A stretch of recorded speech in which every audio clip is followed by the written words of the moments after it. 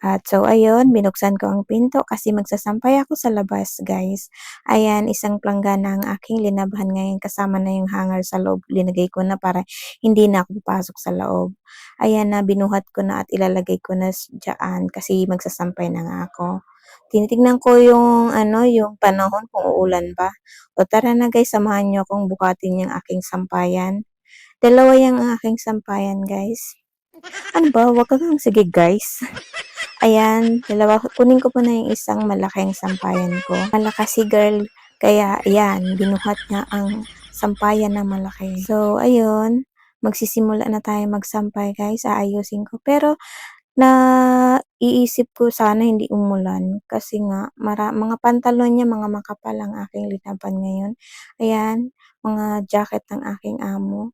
Kasi baka hindi matuyo siya. Ayan, nagsampay na ako guys. Binibilisan ko lang ang aking video guys para hindi kayo magsawa sa aking video na panoorin. Kailangan ko mag-update para sa inyo. Chos, hindi naman. Kailangan ko lang mag-upload sa aking Facebook page para may mapanood naman kayo tungkol sa aking buhay bilang isang kasambahay guys. And ayan o, mga puro pantalon yung mga linaban